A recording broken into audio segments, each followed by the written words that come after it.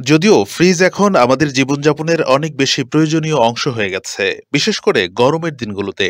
ঠান্ডা পানি পান আমাদের শরীরকে হাইড্রেটেড রাখে এবং গরমের তীব্রতা থেকে মুক্তি দেয়। তবু এমন অনেক বাড়ি আছে যেখানে ফ্রিজ নেই। এই গরমে ফ্রিজের ঠান্ডা পানি খেলে প্রাণ জুড়িয়ে আসে যেন। তবে বিশেষজ্ঞরা আবার ফ্রিজের ঠান্ডা পানি পান করতে নিষেধ করেন, কারণ এই পানি পান করলে ঠান্ডা লাগার সমস্যার পাশাপাশি ওজন বেড়ে যাওয়ার সমস্যাও দেখা দিতে পারে। গরমে ঠান্ডা পানি পান করলে কি হয়?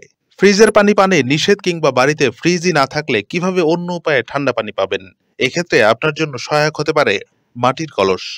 মাটির কলসে যে পানি ঠান্ডা থাকে একথা সবারই জানা। তবে সবার বাড়িতে মাটির কলসও থাকে না। এক্ষেত্রে ঠান্ডা পানি কিভাবে পাবেন?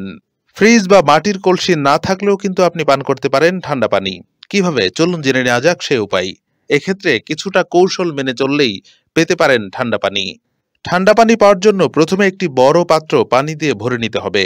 তবে খুব বড় পাত্র যদি না থাকে তাহলে বড় বোতল ব্যবহার করতে পারেন। বড় পাত্রে অথবা বোতলে পানি ভরে রাখার পর প্রয়োজন হবে বড় একটি তোয়ালের। এবার তোয়ালে ভিজিয়ে নিয়ে জড়িয়ে রাখুন পানিপূর্ণ পাত্র বা বোতলের গায়ে। খেয়াল রাখবেন তোয়ালে যেন বেশ ভালো ভেজা থাকে। এভাবে আপনি যখনই কোনো পাত্র ভেজা তোয়ালে দিয়ে ঢেকে রাখবেন তখন তাতে থাকা পানি ঠান্ডা হয়ে থাকবে। দীর্ঘ সময় পানি ঠান্ডা রাখার জন্য করতে হবে আরেকটি কাজ। তোয়ালে তো সারাক্ষণ ভেজা থাকবে না, ধীরে ধীরে শুকিয়ে আসবে। তখন আবার সেটি ভিজিয়ে নিয়ে পাত্রের গায়ে জড়িয়ে নিতে হবে।